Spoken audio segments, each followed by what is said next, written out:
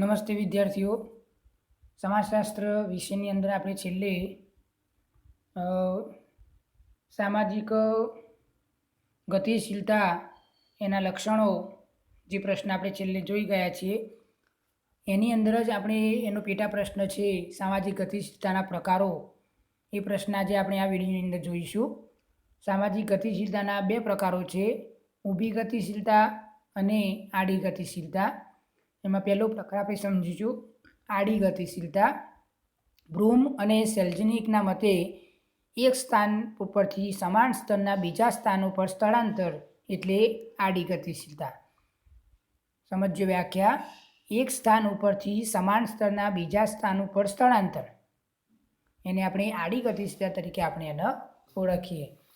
વ્યક્તિ કે સમૂહનું સ્થાન બદલાયું પરંતુ સ્થળ કે દરજ્જામાં કોઈ બદલાવ ન આવે તો એવી ગતિશીલતાને આડી ગતિશીલતા તરીકે ઓળખવામાં આવે છે. આની અંદર કેવું છે કે દાખલા તરીકે કોઈ પણ વ્યક્તિ કે સમૂહનું સ્થાન બદલાય છે, દરજ્જો બદલાય છે, પરંતુ એનું જે સ્તર છે એટલે કે એનો દરજ્જો છે એ દરજ્જામાં કોઈ પણ જાતનો બદલાવ આવતો નથી, તો એવા પ્રકારની ગતિશીલતાને આડી ગતિશીલતા કહેવાય. દાખલા તરીકે આપણે એક ઉદાહરણ જોઈએ, એના પરથી તમને વધુ ખ્યાલ આવશે કે દાખલા તરીકે શિક્ષક એક શાળા છોડીને બીજી શાળામાં જાય તો એનું પોતાનું સ્થળ કે દરજ્જો બદલાતો નથી. એ શિક્ષકનો શિક્ષક જ રહેતો હોય છે, માત્ર એની શાળા જ બદલાય છે, એટલે કે એનું સ્થાન જ બદલાય છે. ઉપર આપણે જોઈ વ્યાખ્યા કે વ્યક્તિ કે સમૂહનું સ્થાન બદલાય એટલે કે એક શાળામાંથી બીજી શાળામાં એ શિક્ષક જાય છે, એટલે કે એનું સ્થાન બદલાય છે, પરંતુ એનું સ્થળમાં કોઈ બદલાવ આવતો નથી. એટલે કે એક શાળા છોડીને બીજી શાળામાં જાય શિક્ષક તો એનો શિક્ષક તરીકેનો દરજ્જો બદલાતો નથી. આડી ગતિશીલતામાં વ્યક્તિ કે જૂથનું સ્થાન બદલાય છે, પરંતુ તેની પ્રતિષ્ઠામાં, એની આવક કે સત્તામાં કોઈ પણ જાતનું નોંધપાત્ર પરિવર્તન આવતું નથી.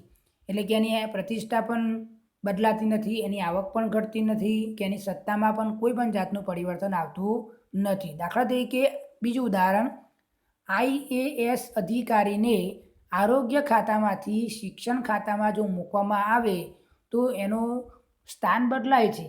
IAS અધિકારી એટલે કે આરોગ્ય ખાતામાંથી એ શિક્ષણ ખાતામાં જાય છે, પરંતુ એનું સ્થાન બદલાય છે, પરંતુ એનો દરજ્જો બદલાતો નથી.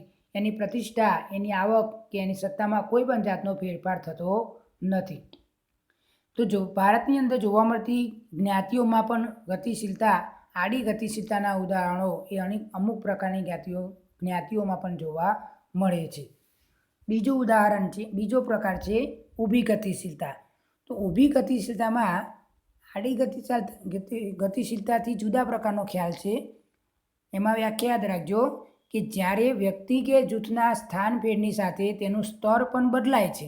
આની અંદર શું છે, એનું સ્તર બદલાય છે એટલે કે એની દરજ્જો બદલાય છે, તેવી ગતિશીલતાને ઊભી ગતિશીલતા કહેવામાં આવે છે.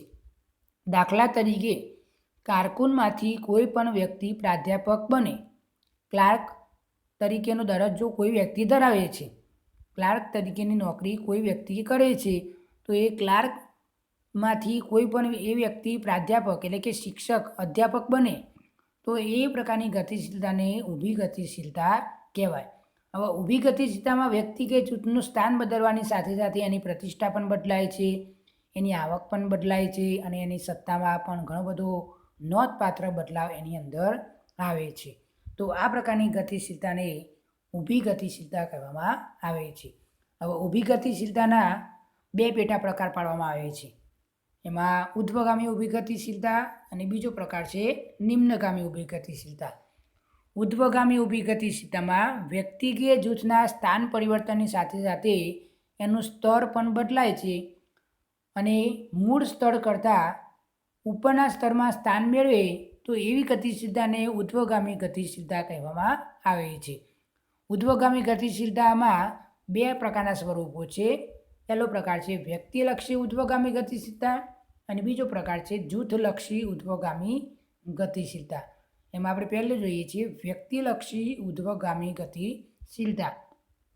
નિમ્ન સ્તરની કોઈ પણ વ્યક્તિ પોતાના સ્તરથી જુદી પડી, નિમ્ન સ્તરની એટલે કે નીચી જ્ઞાતિની કોઈ પણ વ્યક્તિ પોતાના સ્તરથી જુદી પડી, પોતાના દરજ્જાથી જુદી પડી ઉચ્ચ સ્તરમાં પ્રવેશે તો તેને વ્યક્તિલક્ષી ઉદ્ધવગામી ગતિશીલતા કહેવાય.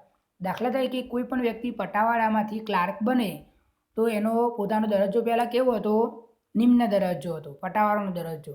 અને પટાવાળાના દરજ્જામાંથી એ વ્યક્તિ ક્લાર્ક બને છે તો એ પ્રકારની ગતિશીલતાને વ્યક્તિલક્ષી ગતિશીલતા કહેવાય. જૂથલક્ષી ઉદ્ધવગામી ગતિશીલતામાં નિમ્ન સ્તરની વ્યક્તિઓનું કોઈ જૂથ, નિમ્ન સ્તર એટલે કે નિમ્ન દરજ્જો ધરાવતી વ્યક્તિઓનું કોઈ જૂથ ઉચ્ચ સ્તરમાં પ્રવેશે એટલે કે ઉચ્ચ વિભાગમાં, ઉચ્ચ સ્તરમાં પ્રવેશે તો તેને જૂથલક્ષી ઉદ્ધવગામી ગતિશીલતા કહેવાય. હવે આ પ્રકારની ગતિશીલતામાં નિમ્ન સ્તરનું કોઈ સમગ્ર જૂથ એ નોંધપાત્ર દરજ્જો ધરાવે છે. દાખલા તરીકે વર્તમાન સમયમાં નાયક અને નાયિકાઓનો દરજ્જો. બીજો પ્રકાર છે નિમ્નગામી ઊભી ગતિશીલતા. સામાજિક ગતિશીલતામાં ઉદ્ધવગામી ગતિશીલતાથી આ વિરુદ્ધ છે. આમાં સ્થાન બદલાવાની સાથે સાથે એનું બદલાતું સ્તર પણ પોતાના મૂળ સ્તર કરતાં નીચું જાય છે. હવે આવા પ્રકારની ગતિશીલતામાં વ્યક્તિ કે જૂથનું મૂળ સ્તરમાંથી નીચેના સ્તરમાં એ સ્થળાંતર કરે છે એને આપણે નિમ્નગામી ઊભી ગતિશીલતા તરીકે આપણે ઓળખીએ છીએ. એના બે પ્રકારો છે, વ્યક્તિલક્ષી નિમ્નગામી ગતિશીલતા અને બીજો છે જૂથલક્ષી નિમ્નગામી ગતિશીલતા. જ્યારે કોઈ પણ વ્યક્તિ ઉચ્ચ સામાજિક દરજ્જામાંથી નિમ્ન સામાજિક દરજ્જામાં પ્રવેશ કરે તો તેને વ્યક્તિલક્ષી નિમ્નગામી ગતિશીલતા કહેવામાં આવે છે. આમાં કોઈ પણ વ્યક્તિ ઉચ્ચ જ્ઞાતિનો હોય અને ઉચ્ચ જ્ઞાતિનો દરજ્જો ધરાવે છે, સામાજિક દરજ્જો ધરાવતો હોય અને એ દરજ્જામાંથી કોઈ પણ એ વ્યક્તિ ઉચ્ચ જ્ઞાતિની વ્યક્તિ નિમ્ન સામાજિક દરજ્જામાં પ્રવેશ કરે તો એને વ્યક્તિલક્ષી નિમ્નગામી ગતિશીલતા કહેવામાં આવે છે. હવે આ ગતિશીલતામાં સમગ્ર જૂથનો જ નહીં પરંતુ વ્યક્તિનો દરજ્જો એ નિમ્ન બને છે. વ્યક્તિનો દરજ્જો નિમ્ન બનતો હોય છે, આખા જૂથનો દરજ્જો નિમ્ન બનતો નથી. દાખલા તરીકે કોઈ પણ કરોડપતિ વ્યક્તિ હોય તો એ કરોડપતિ રોડ ઉપર આવી જાય, કોઈ ઉદ્યોગપતિ ગરીબ બની જાય તો એ માત્ર એ વ્યક્તિને જ લાગુ પડે છે, એ આખા જૂથનો દરજ્જો બદલાતો નથી. કોઈ ઉદ્યોગપતિ ગરીબ બની જતો હોય તો એ માત્ર ઉદ્યોગપતિ જ ગરીબ બને છે, માત્ર તેનો દરજ્જો જ નિમ્ન બને છે. બધા જ ઉદ્યોગપતિઓને આ લાગુ પડતું હોતું નથી. બીજો પ્રકાર છે જૂથલક્ષી નિમ્નગામી ગતિશીલતા. જ્યારે કોઈ જૂથ સામાજિક દરજ્જામાં સ્તરમાંથી નિમ્ન સામાજિક દરજ્જામાં સ્તરમાં પ્રવેશે તો તેને જૂથલક્ષી નિમ્નગામી ગતિશીલતા કહેવામાં આવે છે. તો આની અંદર કોઈ પણ જૂથ છે તો એ જૂથ ઉચ્ચ સામાજિક દરજ્જાના સ્તરમાંથી નિમ્ન સામાજિક સ્તરમાં પ્રવેશે છે, નિમ્ન સામાજિક સ્તરમાં પ્રવેશે છે તો તેને જૂથલક્ષી નિમ્નગામી ગતિશીલતા કહેવામાં આવે છે. હવે આ પ્રકારના દરજ્જાની અંદર, આ પ્રકારની ગતિશીલતામાં સમગ્ર જૂથનો દરજ્જો એ નિમ્ન થાય છે. આમાં કોઈ વ્યક્તિનો દરજ્જો નિમ્ન થતો નથી પરંતુ આખા જૂથનો દરજ્જો એ નિમ્ન થતો હોય છે. દાખલા તરીકે પહેલાં બ્રાહ્મણોનું જે સ્થાન કે પ્રભાવ હતો તે અત્યારે બ્રાહ્મણોનું સ્થાન અને પ્રભાવ અત્યારે ઘણો બધો ઘટી રહ્યો છે. આપણે જોઈએ કે બ્રાહ્મણોનો પહેલાં ઘણો બધો પ્રભાવ હતો, એમનું સ્થાન પહેલાં ઊંચું હતું, એમનો દરજ્જો ઊંચો હતો, પરંતુ અત્યારે હાલ બ્રાહ્મણોનું સ્થાન અને એમનો જે પ્રભાવ જે છે એ પ્રભાવ અત્યારે ઘણો બધો ઘટી ગયો છે.